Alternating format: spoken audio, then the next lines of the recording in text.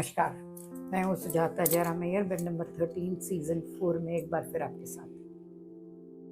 40-45 के आने तक महिलाएं या तो प्री मेनोपॉज या मेनोपॉज के सर्कल में घूमने लगती हैं। बच्चे बड़े हो जाते हैं, अपने अपने काम में लग जाते हैं, उनको अब माँ की उतनी आवश्यकता नहीं रहती है। हस्बैंड भी अपने बिजनेस में थोड़े से सेटल हो जाते हैं और तब सडनली वो महिलाएं जो घर में सिर्फ हाउसवाइफ बनकर रहती थी, एक खालीपन अपने आप में पाती हैं। तब उनको सब दूर कुछ ना कुछ नुक्स दिखाई देते हैं। फाइनेंशियली वो इंडिपेंडेंट होती नहीं है, इसलिए कंफर्ट जोन छोड़कर जा नहीं सकती और फ्रस्ट्रेट होने लगती। ऐसी ही एक महिला की कहानी आज आपके साथ। बाहर से सब कुछ बहुत अच्छा था, मैं दोनों को बहुत अच्छे से जानती थी, पति पत्नी। पति बहुत अच्छी पोस्ट पर थे, घर बहुत अच्छे से चल रहा था, बच्चे भी अब अपने अपने जिंदगी की लाइन पकड़ चुके थे, दोनों कॉलेज में हॉस्टल में जा चुके थे। और सडनली एकाएक मिसेस एक्स को पता चला कि उनका कहीं किसी से अफेयर है। वो बहुत चक्की हो गई। अफेयर पिछले 2-3 साल से चल रहा था। इन्हें जब पता चला, उनको बहुत दुख हुआ। पति से कम्युनिकेट करने की कोशिश करी, पर पति का कहना था कि पिछले 3 साल में उन्हें अब उस औरत की आदत हो चुकी है, वो उससे दूर नहीं रह सकते। क्या किया जाए? ऐसे समय ये मेरे पास आया। मैंने उनसे कहा कि आप आज जिस ऐशो आराम में रह रही हैं, क्या उसी ऐशो आराम में आप अपने आप को पालने में समर्थ हैं? उनके पास कोई टेक्निकल डिग्री नहीं थी, उनके पास फाइनेंशियल स्टेबिलिटी का कोई जरिया नहीं था,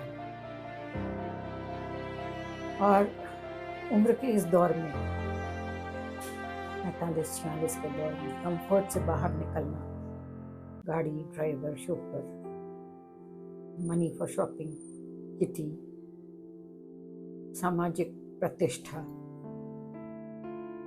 सोशल एनवायरनमेंट से निकलना उतना आसान भी नहीं था। अकेली महिला का रहना तो और भी दूभर। मायके में चूंकि अब माँ बाप भी बूढ़े हो चले हैं, उनका भी उतना सहारा नहीं था। करें तो क्या करें? मुझसे कहती थी कि मुझे ऐसा लगता है मैं एक ट्रॉफी वाइफ बनकर रह गई हूँ। पति उससे प्यार तो करते थे, पर अब चूंकि उनको पता चल गया था, तो उन्हें वो प्यार भी अब मंजूर नहीं था। मैंने उन्हें कहा कि आप पहले बच्चों का भी मन टटोल लीजिए, क्योंकि अल्टीमेटली बच्चे भी तो सफरर हैं ना इसमें। मेरे पास कोई सोल्यूशन नहीं था, मैं सिर्फ उनको ढाढ़स बना सकती थी। बाहर तो उन्हें खुद ही आना था। 1-2 साल में मुझे नहीं मिली। फिर एक दिन उनसे मुलाकात हुई मेरी, तो उन्होंने बताया कि उनके हस्बैंड बीमार हो गए हैं, और उन्होंने कहा कि शायद अब इस बीमारी के बाद उनके पति उनके पास वापस आ जाए। और उन्होंने अपने मन को ढाल लिया है कि वो छोड़ तो सकती नहीं है, तो समझौता कर लेना ही बेहतर है। ये हुआ इस कहानी का पहला अंत। दूसरे अंत को देखें अगर हम, तो उन्होंने धीरे धीरे एक बिजनेस एस्टेब्लिश किया। उन्होंने एक छोटी सी बच्चों के लिए खिलौनों और कपड़ों की दुकान खोली। 2-3 साल लग गए खिलौनों की दुकान सेटल होते होते। वो अपने पैरों पर सक्षम हो गई थी। अब फाइनेंशियली उनको जरूरत नहीं थी, चाहिए था तो उनको बस एक सहारा, सामाजिक थोड़ी सी प्रतिष्ठा। ये भी जिंदगी जीने का एक अच्छा तरीका था, मुझे लगा। तीसरा तरीका ये हो सकता था कि वो डिवोर्स दे दें। उस तरीके में कठिनाइयां तो थी, पर फिर उनका कॉन्शियस बड़ा साफ रहता कि उन्होंने जबरदस्ती किसी के साथ में, जिसने उनके साथ बेवफाई करी है, उनके साथ वो नहीं रहे और उन्होंने खुद अलग होने का निर्णय लिया। कानूनी लड़ाई तो 2-3 साल उनको जरूर लड़नी पड़ती, इसमें कोई शक नहीं था, पर फिर वो अपनी नई जिंदगी शुरू कर सकती थी। बच्चे इतने बड़े हो गए थे कि वो समझदारी से दोनों के साथ रह सकते थे। बिल्कुल ही छोटे बच्चे होते हैं तो ऐसे में थोड़ा मुश्किल होता है, और बड़े होने के बाद बच्चे भी समझ नहीं लगते हैं आजकल। 50 की उम्र में वो एक नई जिंदगी शुरू कर सकती थी। तीनों ही सॉल्यूशंस थे, पर ये आपके व्यक्तित्व पर निर्भर करता है कि आप क्या करना चाहती हैं।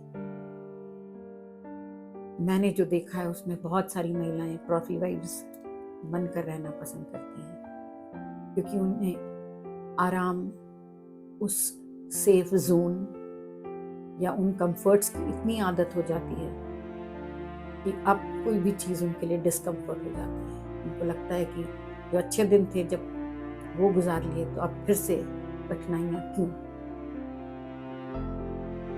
ऐसे भी हो, जिंदगी काट लो, पैसे तो दे रहे हैं ना। और वो दूसरे तरह से जिंदगी जीने लगती है, या तो किसी पुरुष का सहारा पा लेती हैं, या अपनी सहेलियों के बीच अपना मन बहलाती हैं, या कई महिलाओं को मैंने बहुत ज़्यादा स्पिरिचुअल होते हुए भी देखा है। ये मोड़ होता ही बड़ा अजीब है।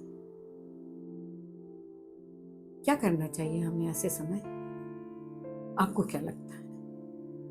आपके विचार मुझे ज़रूर बताएं। तब तक के लिए